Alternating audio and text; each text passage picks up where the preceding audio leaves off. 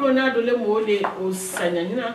woke onupatete ni fe mu ni woke chi wo ben ko lu me ni tra twoku ya na boda fe ni wole ameyi se sanji ene wo mo pote wo gba wotutu ani eji na aklo kai ni di edweno pokwa se manye wo ba chi wo ben kele mu oni wole eyi se sanji yo inye mi bodo manye yo manye Abraham yo masmoni ojo inshi ochomi achomi na akloka edensoa midi idwe pokwase manye si ngbele nteni akechomi di Queen Hawa na meli lai inche ji Alhaji Mohammed makwe lai she me fe for le chemo ake meli che atamama efio shipon chufa niji herbalist eje teshin bugla titru mingi teshin san shiwi ye bugla slate nshi jeme ncheje ni nyeni for me hu achole Mariama ko ikuka eje pokwasi na kloka edenswa wi le hu enyeji kwatenye niji Naomi kushi lamte nije klokai wi e pokwasi ifa ke niji keje mbikembi yashi nti daycare center ye Adaraka mi Auntie Regina school ametole Gina Hope Nursery Auntie Regina Pakupo school ye Adaraka all saints masay school ni wonu jeme no nte ate konye jeme ndi isishime keje no se mbachano ye Majosda Preparatory School ye Zongo Junction di Latebe Okochi Reverend Max Dudu School Praise Bibia School no jeme humbate kegbina niji in preparatory school time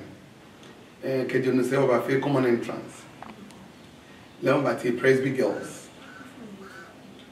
Kejeme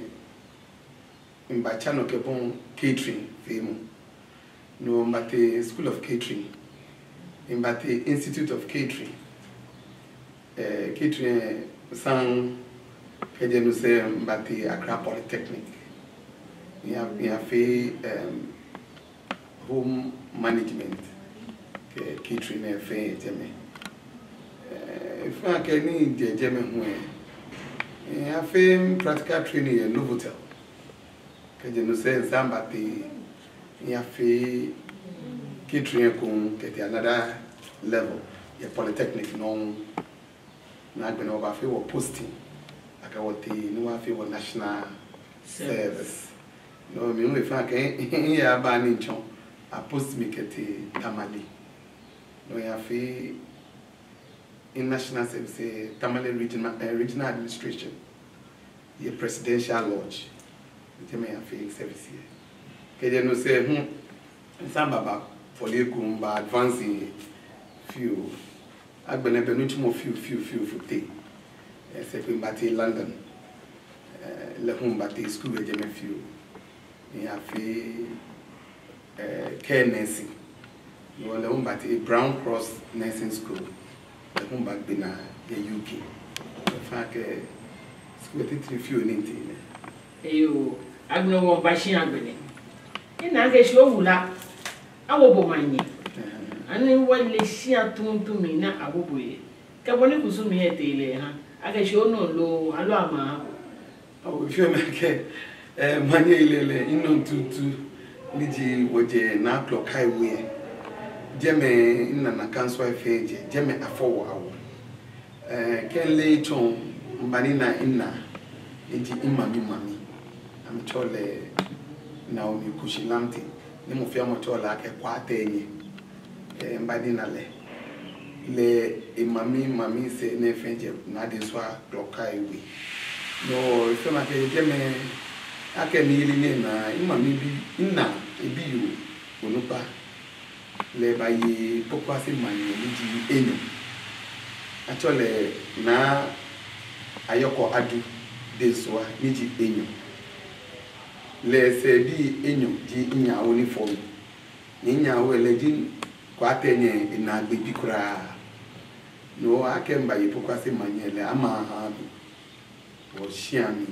ayiye ya kenye kwenyi ni shise ni mi bishe na kaba wumine yo nye mebi buake ka wo manyi yo manche eji wojabo shino kwe o wani ile ake muslim dojibo na agbene nwe kusun ani bodi nche na obote ni ona ake wojabo o ba smo no wani je ko je edwe na efe ani fan fimake de wonjamo ija ke mi obi ni mba ko ni efi o mi ake wonjamo alu wa chu wonsane shi kede kusun se na fi ne na ko wonjamo no ko yemi na ke ka fo wa ke odiye ablade benonomi ohio okay be a nation no they want to masa ija ke ni nta se papa for me wo Islam jamon shi ake game tradition mu ye hawo no ni be a na wo ni mba na ko want to no ko yemi ni nkabo sane gba mi dani wo bote paano ni jemfe nko woni o wa ni ile agbe mi na wo ni amuye o ja ta tun akele te sho wo mi ni chapa yo ifelete tana anya ta isho nche niji mele chata mama ne efe ma ke gafe le moni di mele chata ma ke bakan si kusumi alo traditionally amelele mo fiamo bena wo ni amgie mi afoko shi efe me ake ni ndane mpapa enuchumo ye gamashi ke mfoniri ni mbana ke ni mpapa efita me epa ni akeni amgita me no ifa ke ami epa ngawolo ni ni amgi yo amedi ni mfoniri ye ifa ke papa kugbe ni papa ke me Mr. Jintete kuma ni fita ye no papa gamanche no fio ni gbe na ba wo e ba papa no nakani yo ine shikome ko ina go na shoni oni le mi nko rojo mo nji oma anu to ne pokwase manyejibo mi ni jo sho ni na mo ni ba pokwase akọ e mo papa ewu if you make ke nke hie nmeshi anwe ni mba ne echekocho si fio ni na ke no ni mi hu mfio ji mi bi yiwa hiwa le ni wa woni wo ke pokwase ba dum hefu emane no mi nkwe ke ha bekembi asani blaye ne ni taflache ame afọ ni kwa mo behe ni te wo ke me fa wo nutumo mi ni wo wa ni school aya no wo fe scholarship scheme aha me ni bi ni ba han pokwase adomo ekwele baba wo se fi o market treaty ka wo ke wo hin me bekembi asani no blaye ne ni girl child education ni bekembi na school wa ojuba ka education ya no fe na no ni nta o ma chi be fi o market baba yo nye kan fe ple o ma ni na fonri ko mi ina ka science books ne ni bode nche ajiba tembo ka wo yin ni ka school bi ni bi no to no afi wo na ko mi wo ba ma bi fe wo ba ji wo chwa no wo ne ma bi na ni bi no fi o wo fe baba pa no mi ni konebo alo mi ni shibo aga sali beke bi ne wa jabe pen ke pencil agbene ke wojin ke ni bi mi ni chibo efe ma ke milenche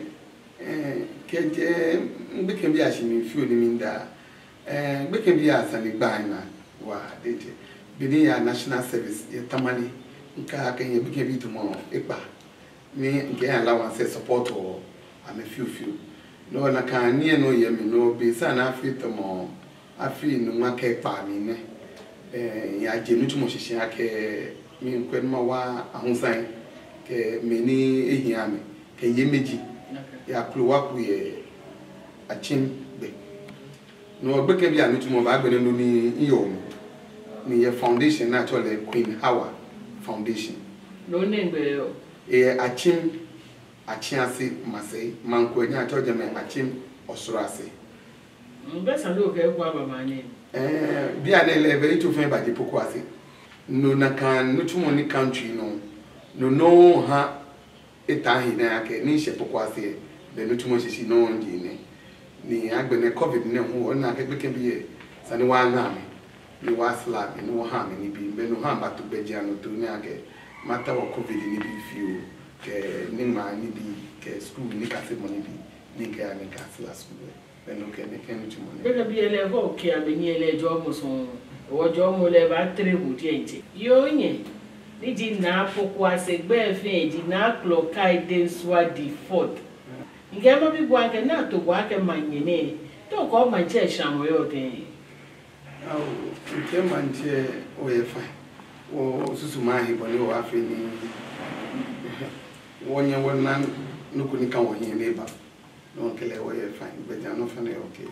agbeme ni chakpan yo ke han me eko be fe mo nye ba poku ase iji brema kuku ase na eko brema mama papa na ebu eko ino ya ke hwere mu afi kuku ase no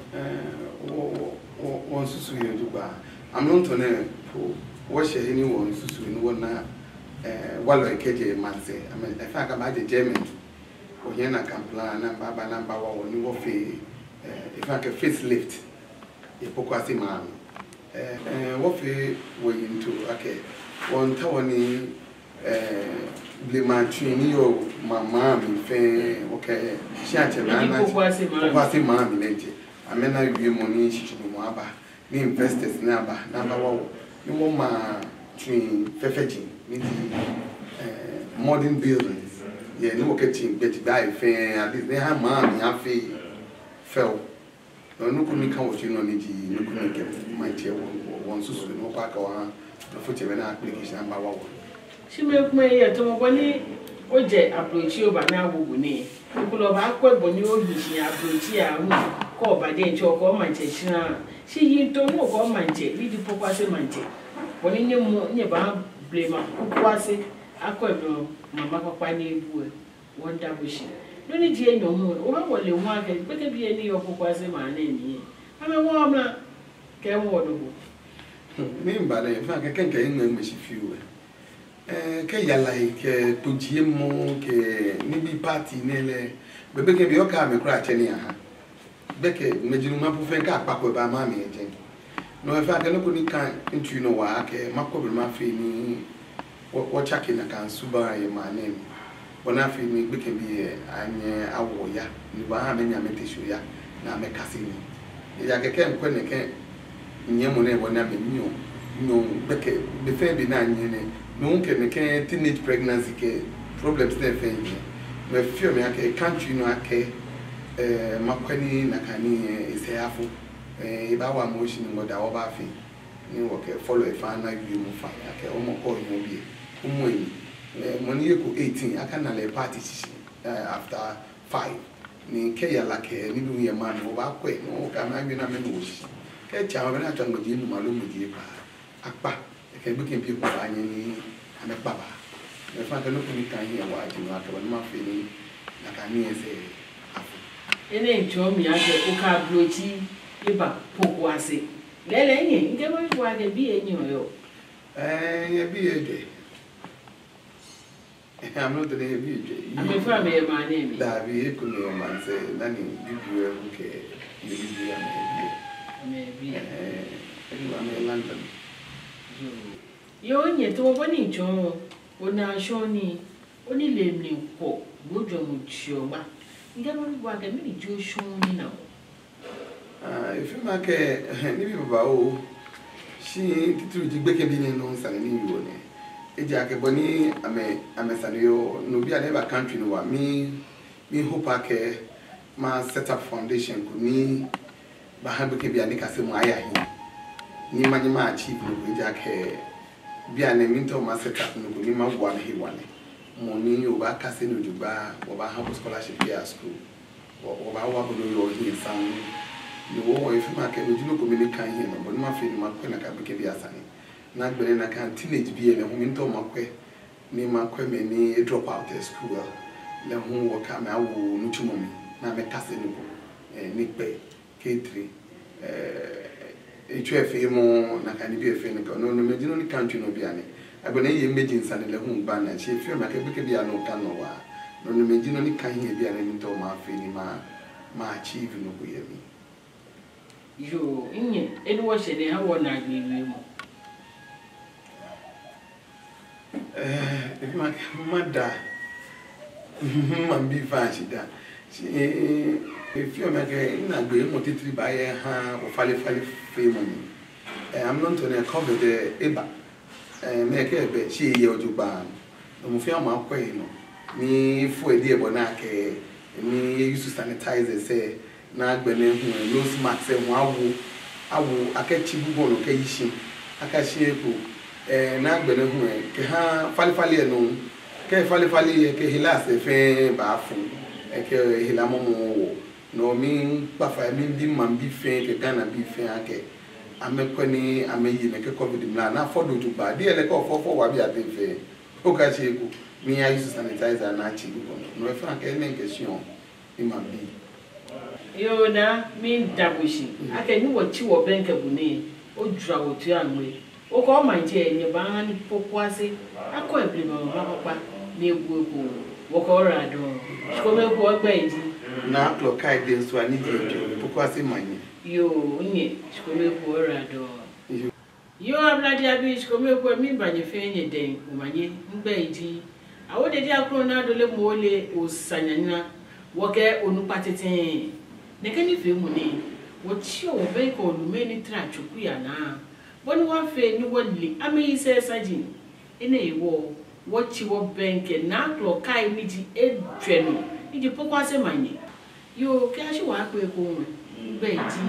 I would have grown out a little more or Sanana, your fan, you can share.